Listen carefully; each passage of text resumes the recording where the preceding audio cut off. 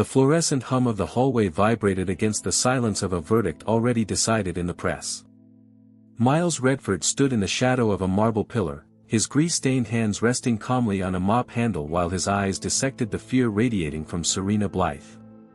A headline flashed on a nearby phone screen, a preemptive strike from Gideon Lancaster designed to destroy a reputation before the gavel even fell. The air smelled of expensive cologne and the metallic tang of anxiety, a stark divider between the powerful and the forgotten. Serena clutched a folder of affidavits that were suddenly becoming dangerous liabilities rather than tools of justice. Miles watched her, his mind racing through legal strategies he had no business knowing, calculating angles that a simple maintenance worker shouldn't see.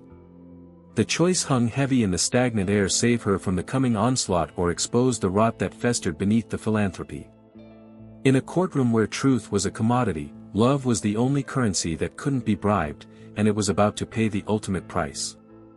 Stay with us, because true justice is rarely clean, and the truth is worth every scar.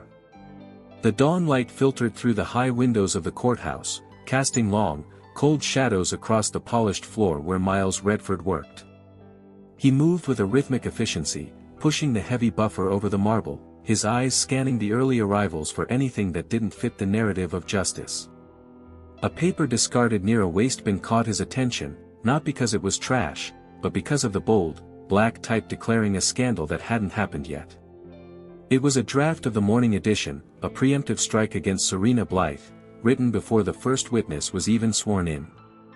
Miles picked it up with a gloved hand, his jaw tightening as he read the lies designed to crucify a woman who only wanted to protect her brother.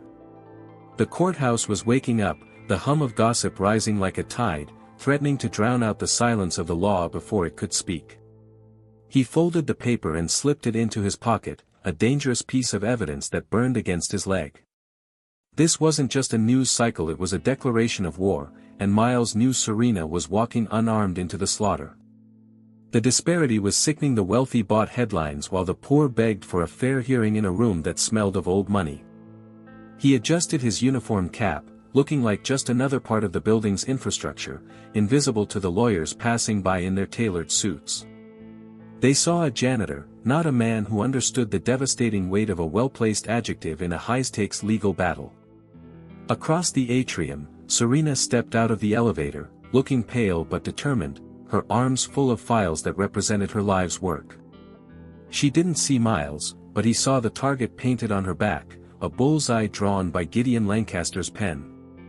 The question wasn't just about the law anymore, it was about survival in a system rigged to break the spirit of the poor.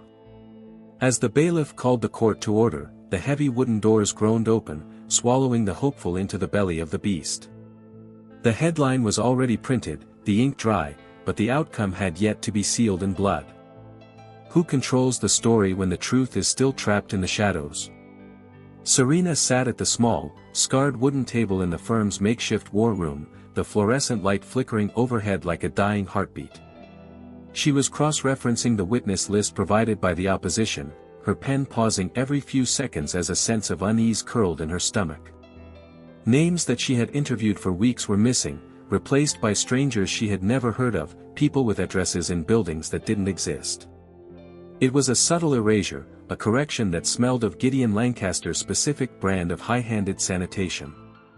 She rubbed her temples, the exhaustion of working 2 jobs and fighting a custody battle for her brother weighing down her slender shoulders. The law was supposed to be a precise instrument, a scalpel for cutting away the lies to reveal the bone of truth, but here it felt like a bludgeon. A cup of cold coffee sat beside her, a testament to the long nights spent trying to find a crack in the armor of the wealthy. If the witness list was wrong, then the entire foundation of her case was built on quicksand, ready to swallow her whole. She needed to verify the names, to find the real people who had seen what happened in that warehouse, but she had no resources to do it. The firm's partners were already nervous, eyeing the door as if the mere association with her case might tarnish their own reputations. In the hallway, Miles paused while changing a light bulb, his sensitive hearing picking up the frustrated sigh that escaped her lips. He didn't enter the room, knew his place in this hierarchy, but he lingered just long enough to catch a glimpse of the list on her desk. The names meant nothing to him, but the pattern of deletions did. It was a classic move to isolate a plaintiff, to cut off their support before the fight began. He tightened the bulb, the sudden flare of illumination matching the spark of an idea forming in his mind. He couldn't access the legal databases, but he had access to the physical files, the trash, and the forgotten corners where people made mistakes. It was a dangerous line to cross, moving from observer to participant, especially when he had his own secrets to keep. Serena looked up, sensing a presence, but saw only the empty hallway and the smell of lemon cleaner. The isolation was suffocating, a reminder that in this battle between the rich and the striving, she was expected to lose alone. Was the list just an error, or was it the first step in a carefully orchestrated disappearance of the truth? Gideon Lancaster moved through the crowd of donors and city officials like a shark through a reef, all smiles and practiced warmth. He touched shoulders and shook hands, his voice a smooth baritone that promised philanthropy and progress, masking the ice in his veins. The charity gala was in full swing, a glittering display of wealth that served as a perfect cover for the quiet coercion happening in the corners. He pulled a judge aside under the guise of discussing a new initiative, his hand lingering on the man's elbow just a second too long. The conversation wasn't about the initiative, it was about a specific case, a specific paralegal who was becoming a nuisance. Gideon spoke in riddles and implications, threats wrapped in compliments, offering the judge a lucrative position on a new board in exchange for understanding the nuances of the upcoming hearing. It was reputational blackmail at its finest, a dance where the music was never written down but everyone knew the steps. Across the room, Serena watched from the service entrance, clutching her coat, feeling entirely out of place in her off-the-rack suit.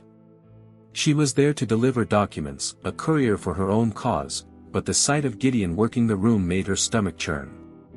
He looked like a saint, bathed in golden light, while she stood in the shadows, the villain of a story he was writing for the press. She tried to slip away, but he spotted her, his eyes locking onto hers with a predatory intensity that froze her in place. He excused himself from the judge and glided over, his public face slipping just enough to show the monster beneath. He leaned in close, pretending to greet her warmly, whispering that her brother's foster care review was coming up soon and how unfortunate it would be if negativity affected the outcome. The threat was clear, a dagger aimed directly at her heart, hidden inside a velvet glove of politeness. She held her ground, trembling slightly but refusing to look away, her love for her brother the only shield she had against his power. Miles watched from behind a catering table, refilling water glasses with slow, deliberate movements. He saw the micro-expressions on Gideon's face, the flash of triumph when he saw Serena flinch. Mila's hands itched to act, to smash the glass and expose the predator, but he forced himself to breathe, to wait. He knew that direct confrontation now would only hurt Serena, giving Gideon the ammunition he needed to destroy her completely. The rich bought silence with gold and threats, while the poor paid with their dignity and their families. Gideon walked away, laughing at a joke, leaving Serena standing there, shaken but unbroken. The gala continued, the champagne flowing, oblivious to the violence that had just occurred in plain sight. How long could she stand against a man who owned the very air they breathed? The basement of the logistics warehouse was a labyrinth of pipes and inventory, smelling of oil and damp concrete. Miles was supposed to be fixing a leak in the main line, but his attention was focused on a metal filing cabinet that had been carelessly left unlocked.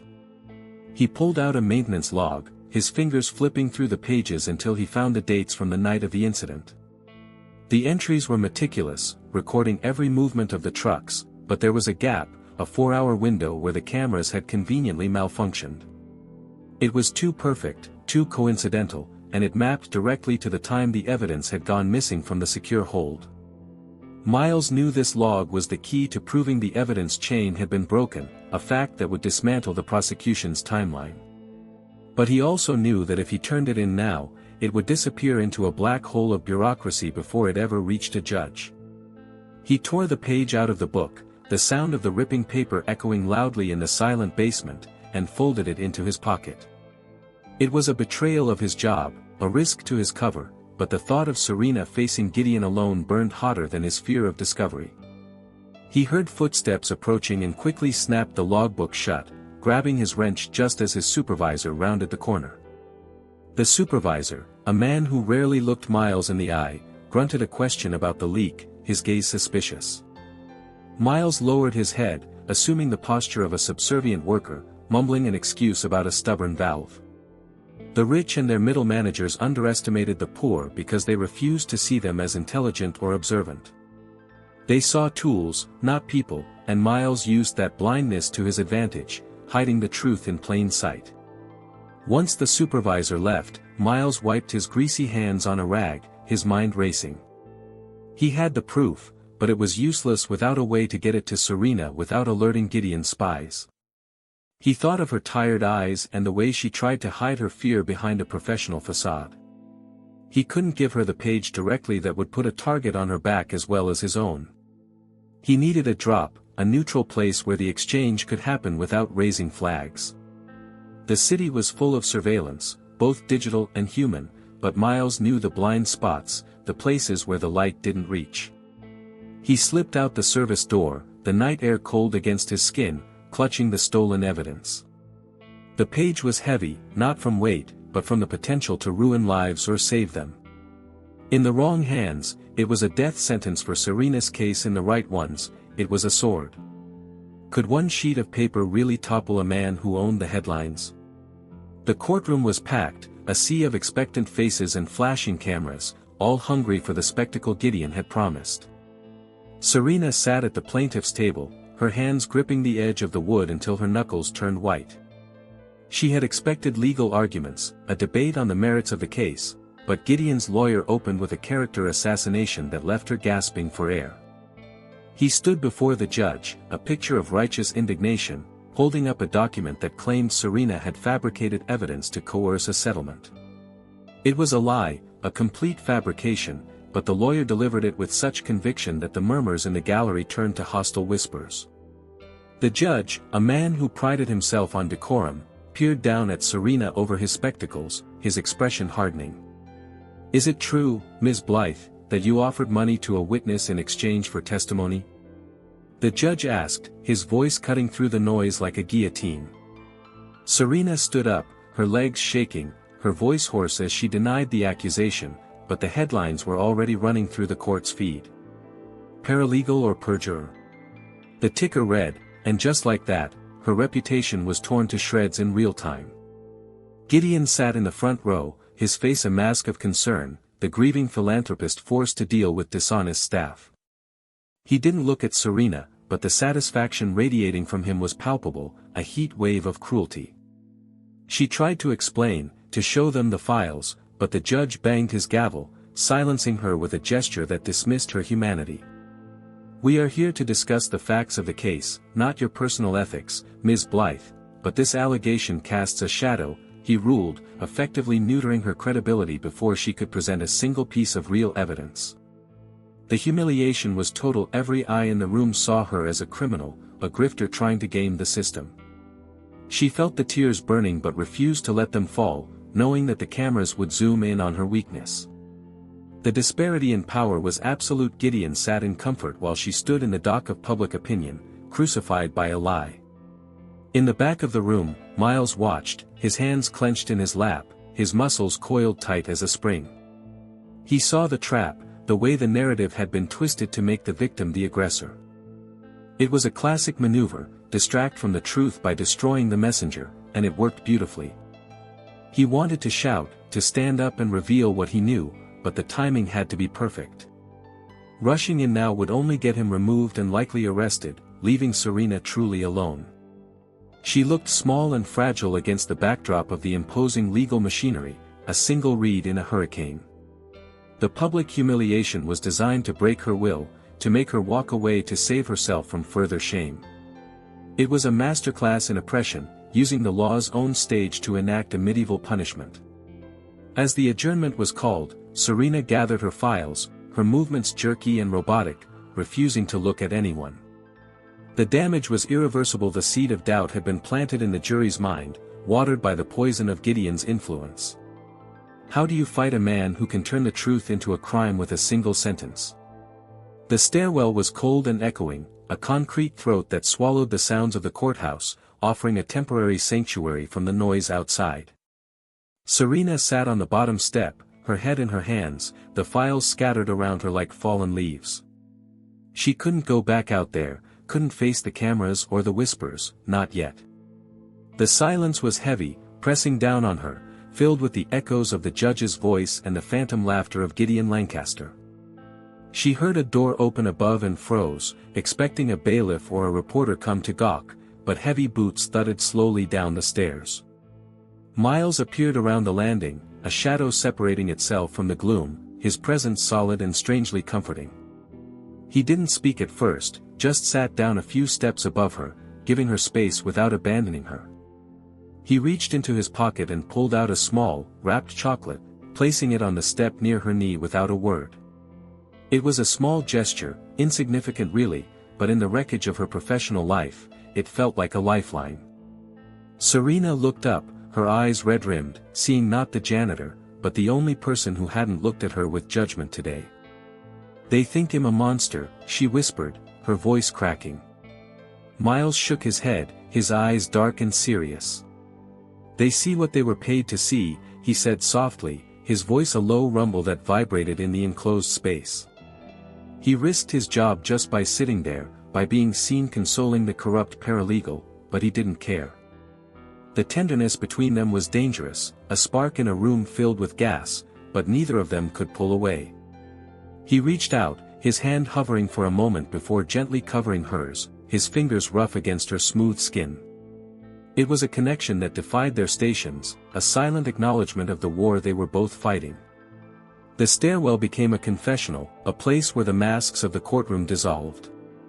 She leaned into his touch, drawing strength from his quiet stability, realizing for the first time that she wasn't entirely alone. The rich used money to build walls, but here, in the dust and shadows, they found an opening. Miles knew he should leave, should get back to his rounds before he was missed, but the sight of her broken spirit anchored him. He squeezed her hand, a promise without words, and for a moment, the blackmail and the scandal faded away. There was only the warmth of skin and the shared rhythm of breathing. But the real world was waiting just beyond the fire door, ticking like a time bomb. Could this moment of humanity survive the crushing weight of the corruption outside? The reprieve in the stairwell was brief, shattered by the buzz of Serena's phone vibrating against the concrete floor. She picked it up, her heart sinking as she saw the text message, a photo of her brother's school, taken from the street. There was no caption, no explicit threat, but the message was clear: "We are watching, and we are close." Gideon Lancaster was tightening the net, moving from legal intimidation to personal terror, dragging her family into the crosshairs. She showed the phone to Miles, her hand trembling, and watched as his eyes hardened, the softness replaced by a cold, calculated fury. He stood up abruptly, pulling her up with him, his grip firm but gentle. "Go to the police," he said, though they both knew the police were just another arm of the machine Gideon controlled. She shook her head, tears welling up again. "They won't help me, Miles. They say I'm the one under investigation." The system was inverted, the protectors turned persecutors, leaving her with nowhere to turn. Miles looked around the stairwell, his mind racing through the logistics of surveillance and evasion. He couldn't be her bodyguard, not officially, but he could use his knowledge of the building's vulnerabilities to keep her safe for now. "Don't go home alone," he instructed, his voice taking on a tone of command that surprised them both. "Use the service exits. Stay in crowds." It was basic advice, but delivered with the precision of a security expert. He walked her to the side door, checking the corridor for observers before letting her out. As she disappeared into the crowd, he leaned against the cold brick, feeling the weight of the blackmail pressing down on his own chest. He had stayed in the shadows to protect his cover, to finish his mission, but the lines were blurring. The attack on her brother was an escalation he couldn't ignore, a moral line that Gideon had crossed. Miles returned to his maintenance closet, but the grease and the mops felt different now, like props in a play he was tired of performing. He thought of the hidden log page in his pocket, the physical proof of Gideon's manipulation. It was no longer just about a paper trail, it was about protecting a family that was being targeted for trying to do the right thing. The contrast was stark. Gideon sat in his mansion, sipping scotch and orchestrating fear, while Serena and Miles navigated the labyrinth of the city like rats in a trap. But Miles knew something Gideon didn't. Rats were resilient, and they knew the tunnels better than anyone. He picked up his radio, responding to a spill on the third floor, his voice steady, betraying none of the turmoil in his mind. The game was changing, and the rules were about to be broken. How far would Gideon go to ensure her silence, and could Miles stop him before he destroyed everything? The next morning, a new document appeared in the court docket, slipped in among the hundreds of pages of motions and countermotions.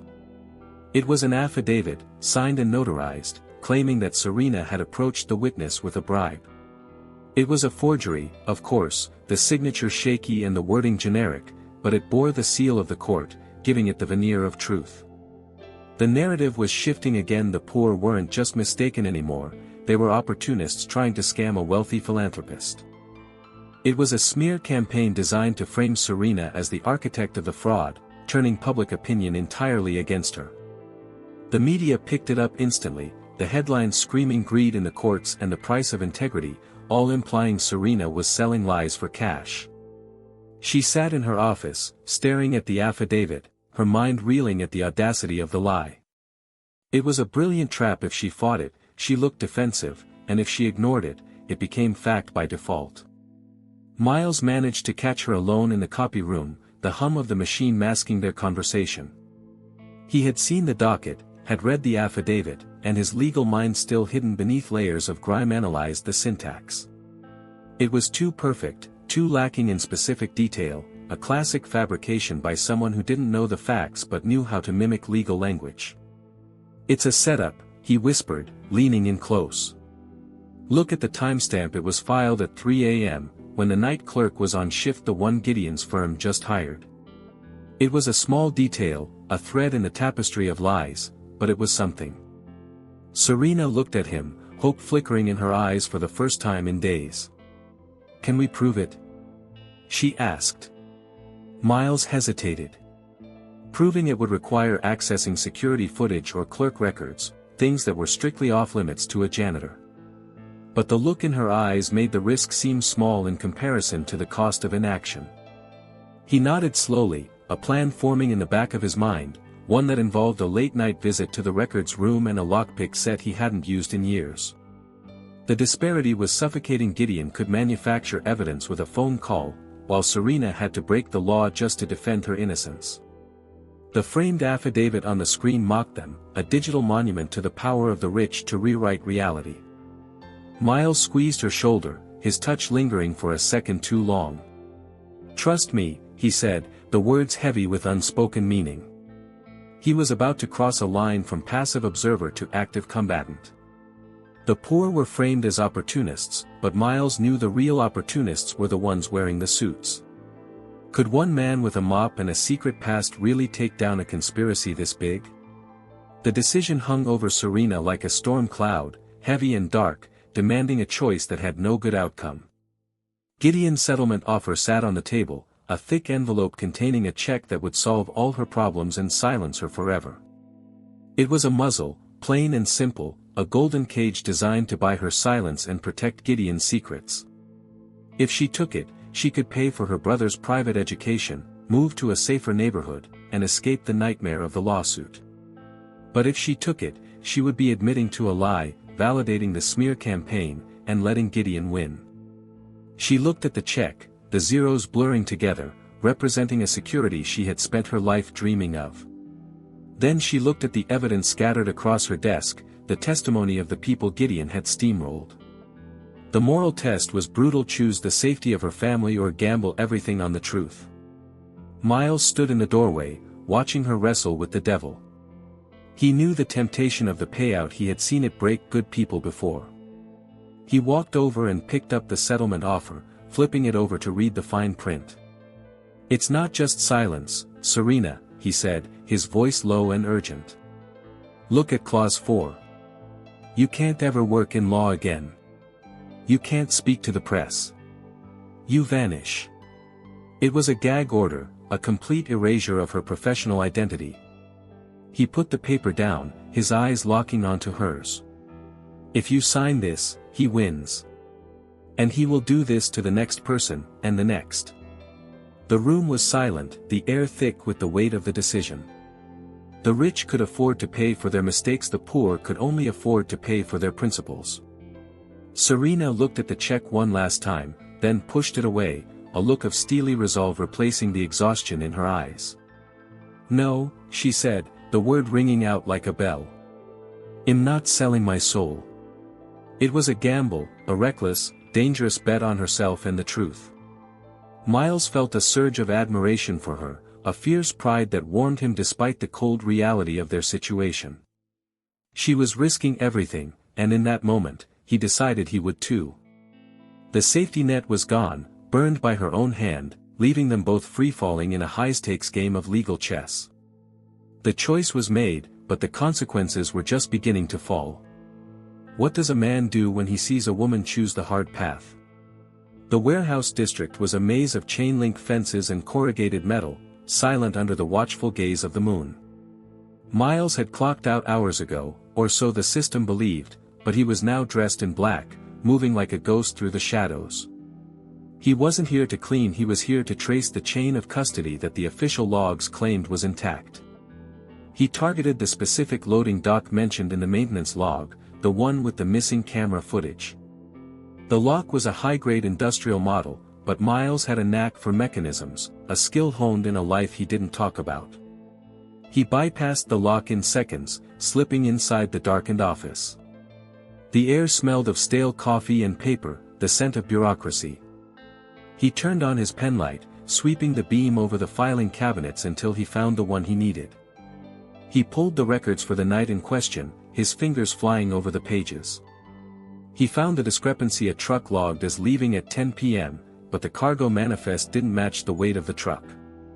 It was a classic switch, the evidence smuggled out in a shipment of donated goods.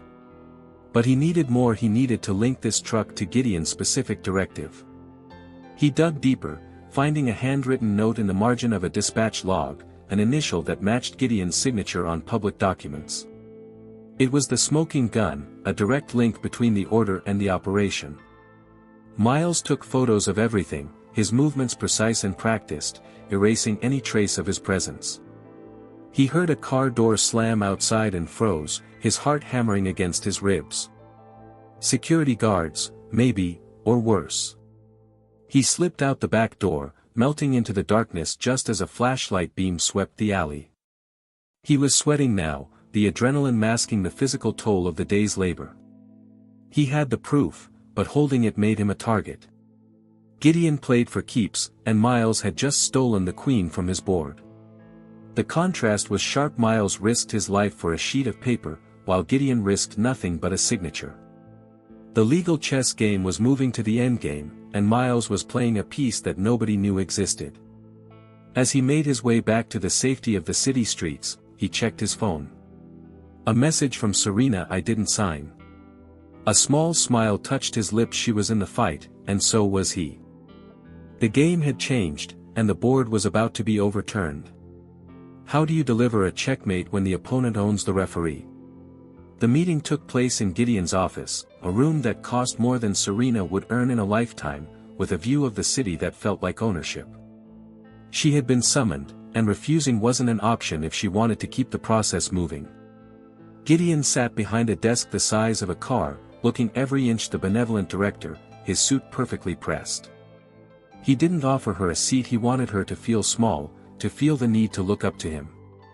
"I understand you rejected our offer," he began, his voice smooth, lacking any real emotion. "Noble. But misguided." He stood up and walked around the desk, leaning back against it, crossing his ankles.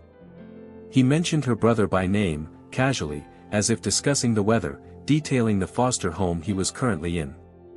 It was a subtle threat, a reminder that he held the cards to her family's survival. Then, his demeanor shifted, the charm dropping away to reveal the shark beneath. "And then there is the janitor," he said, his eyes cold. "Mr. Redford. He seems unusually interested in your case." The air in the room left Serena's lungs. Gideon had noticed Miles, had seen the connection she tried so hard to hide. "We know he has a past," Gideon continued, sliding a folder across the desk. "A past that wouldn't stand up to scrutiny if the police were to, say, find certain items in his locker. It was leverage, pure and simple. He was using Miles as a bargaining chip, threatening to destroy the only person who was helping her. Drop the case, Serena. Or I destroy Miles, and your brother goes to a group home in the middle of nowhere." The ultimatum was final, a door slamming shut. Serena grabbed the folder, her hands shaking with rage, and turned to leave. She didn't say a word. She didn't trust herself to speak. She walked out of the office, the glass doors closing behind her, feeling the isolation of the tower. The rich used love as a weapon, targeting the heart to control the head. She had to choose between her own safety and Mila's future. It was a cruel twist, turning their alliance into a liability. In the hallway, she leaned against the wall, fighting back tears. She couldn't let Miles go down for her. But she couldn't abandon the truth either. The elevator dinged, and she stepped in, pressing the button for the ground floor, feeling the weight of the city pressing down on her. The blackmail net was tight, cutting off her air, but she had to find a way to breathe. Was there any move left that wouldn't cost her everything? The second witness was a young man, a former driver for Gideon's logistics firm, who had agreed to testify about the missing cargo. He sat in the witness stand, looking terrified, his eyes darting around the courtroom as if expecting an assassin in the gallery. Serena stood to question him, her voice steady despite the knot in her stomach. She guided him through his testimony, careful not to spook him, building the foundation of the timeline. He spoke about the night in question, confirming the truck schedule and the strange instructions he received from a supervisor. It was going well, too well, and the tension in the room was palpable. Gideon's lawyer objected repeatedly, trying to rattle the witness, but the judge overruled him, sensing the momentum shift. Just as the driver was about to name the supervisor who gave the order, the courtroom doors opened. A woman walked in, holding a child by the hand. It was the driver's wife and daughter. The driver froze, his face draining of color. It was a message, delivered loud and clear without a single word being spoken. Gideon sat in the front row, checking his watch, a look of bored indifference on his face. The driver looked at Serena, apology written all over his face, and then recanted. I was confused," he stammered. "I don't remember who gave the order." A gasp went through the gallery. The witness had broken, his fear for his family overriding his desire for justice. The judge slammed his gavel down, admonishing the witness, but the damage was done. The link was severed, the testimony worthless. Serena slumped back into her chair, feeling the defeat like a physical blow. Love had become a liability. The driver's love for his family had been used to silence him, just as Serena's love for her brother was being used to control her. She looked over at Miles, who was standing near the back, his face a mask of controlled anger. He knew exactly what Gideon had done, and he knew that the cost of this war was rising. The courtroom felt like a tomb, burying the truth under layers of fear and coercion. The wealthy played with lives like pawns, sacrificing the poor to protect their king. Serena packed her bag, her hands trembling, knowing that she was running out of pieces on the board. The humiliation was fresh, the public failure a bitter taste in her mouth. She caught Mila's eye, and for a moment, the connection between them felt like the only real thing in the room. But in open court, that connection was dangerous, a weakness that Gideon would exploit without hesitation. How do you fight against an enemy who knows exactly who you love? The firm's library was quiet, the smell of old paper offering a strange comfort amidst the chaos of the trial. Serena sat surrounded by boxes of documents, desperate to find a pattern, a mistake, anything that Gideon had missed. He was too perfect, his cover too tight, which meant there had to be a loose thread somewhere. Miles brought her a stack of scanned files he had found in the archives, actually, files he had intercepted during his night raid. He placed them on the table, his hand brushing against hers, a silent offer of support. "Start with the invoices," he murmured, pulling up a chair next to her. They worked side by side, the tension of the day replaced by the focus of the hunt. Serena sifted through the financial records, her eyes blurring over numbers, until something caught her attention. A series of payments to a shell company, labeled as consulting fees, but the amounts were too specific. She traced the payments back over 5 years, noticing that they spiked every time there was a scandal or an investigation into Gideon's foundation. Every lie pointed to this one protected account, a slush fund used to pay off judges, witnesses, and journalists. It was the heartbeat of the blackmail machine. "Look at this," she said, pointing to a name on the ledger. It was the same shell company that owned the building where the warehouse fire had happened. It was all connected. Miles looked at the document, his legal brain instantly recognizing the implications.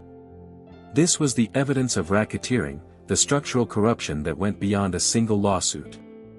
"If we can link this account to Gideon personally, not just the foundation, he goes to prison," Miles said, his voice intense. He leaned closer, their shoulders touching, the intimacy of the moment grounded in their shared mission. The poor were invisible to the rich, but in the details, in the boring minutiae of invoices and bank transfers, they found the weapon to bring the giant down. The discovery was a rush of adrenaline, a sudden light in the darkness. But they both knew it wasn't enough, yet they needed to connect the final dot. Gideon was careful he never signed his name to the dirty work. Serena looked at Miles, seeing the intelligence and determination that he usually hid behind a stoic mask. "We're close," she whispered. He nodded, his gaze lingering on her face, reading the exhaustion and the hope there. "We are," he agreed. The pattern was clear, but the proof was still just out of reach. The chess game was entering the final moves, and the board was set for a dangerous check. Could this financial trail be the key to unlocking the truth? The discovery of the financial pattern didn't go unnoticed. Gideon had spies everywhere, including in the very firm where Serena worked. A security report landed on Gideon's desk, detailing the movements of the janitor and his unusual access to the archives.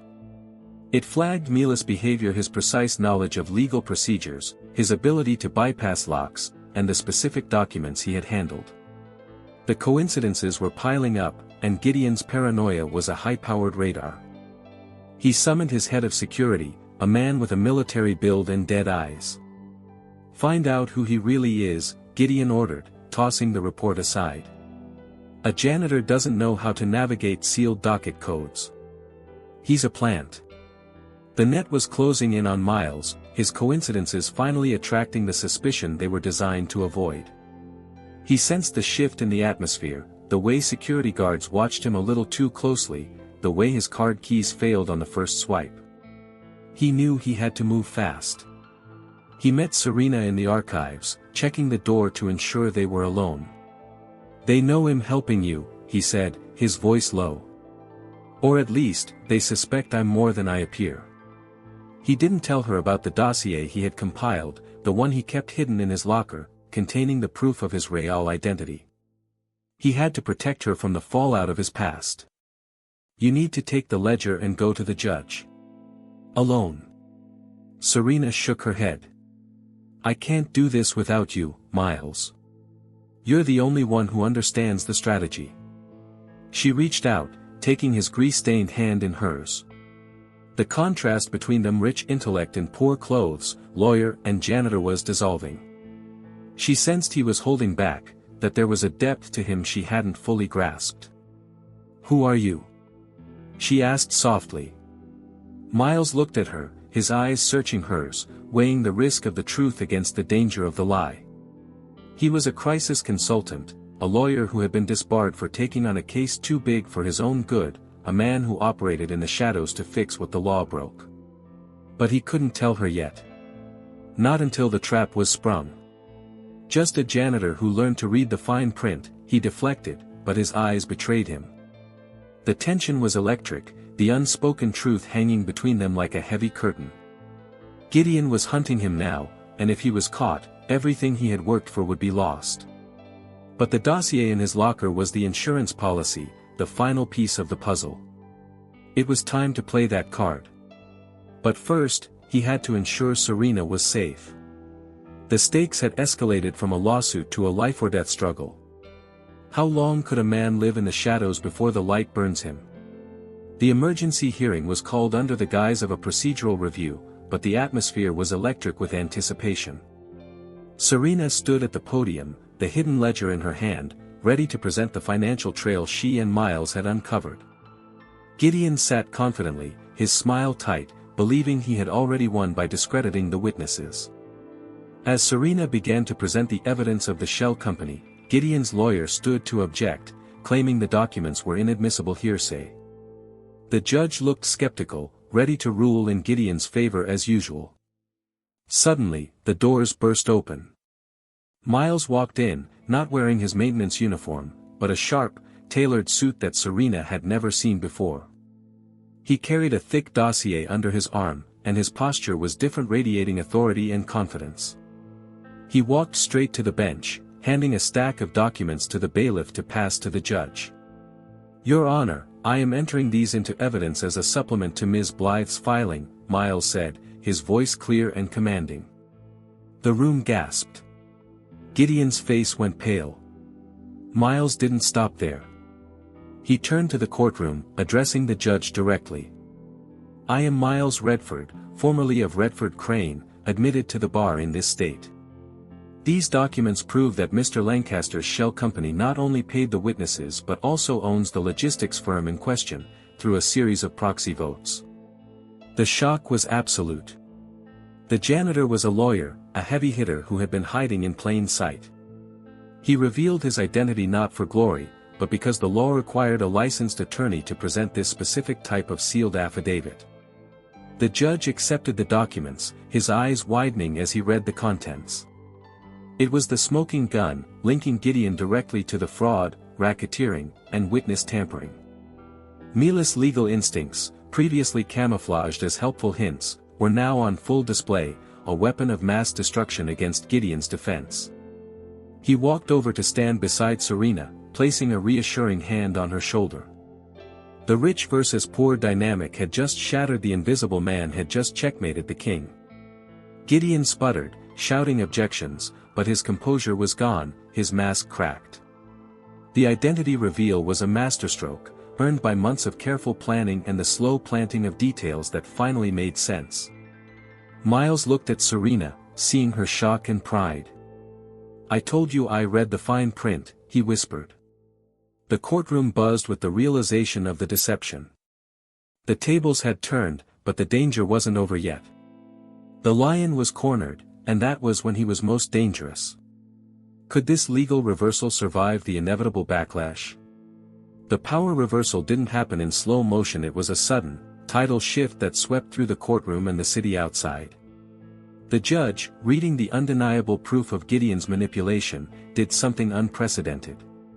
He bypassed a standard ruling and ordered an immediate judicial review of Gideon's assets, effectively freezing his accounts based on the racketeering evidence presented by Miles. The media, sensing blood in the water, turned on Gideon like a pack of wolves. The headlines that had once crucified Serena now screamed of Gideon's phantom empire and the janitor lawyer who took him down.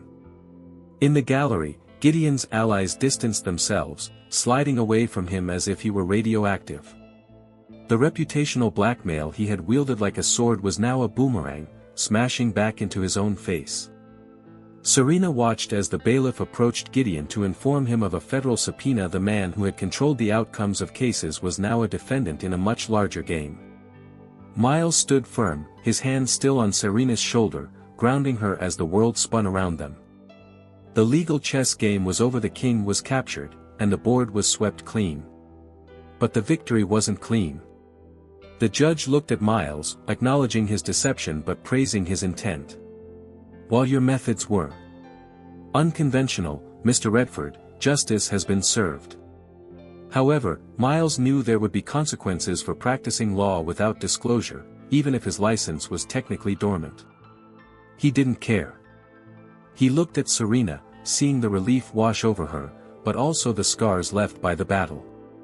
They had won, but they were not untouched.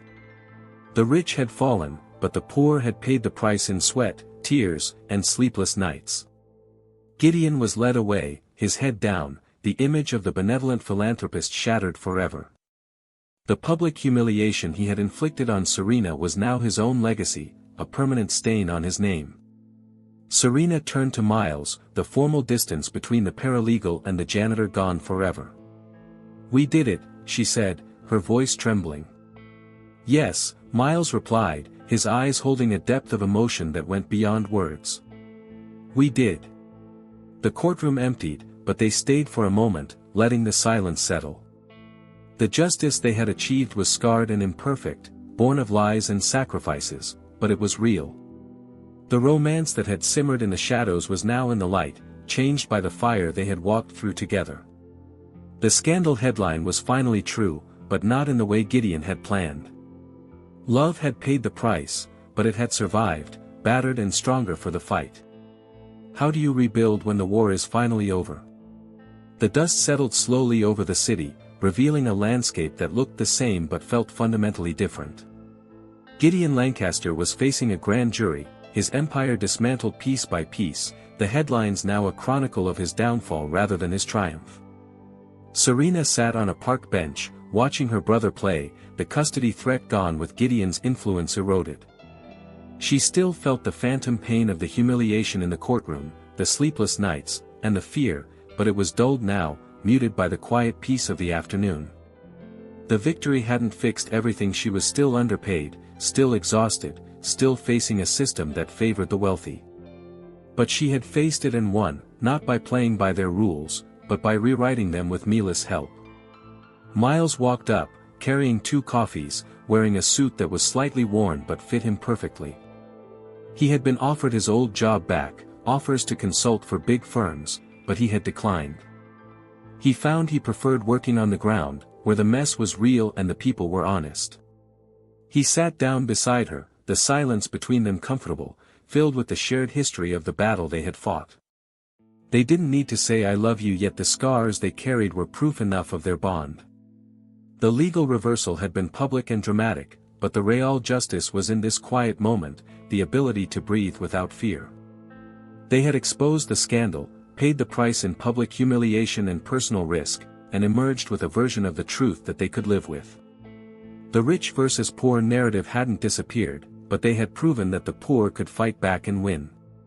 If this story of resilience, hidden identity, and the fight for justice moved you, please like this video and share it with others who believe in holding power accountable.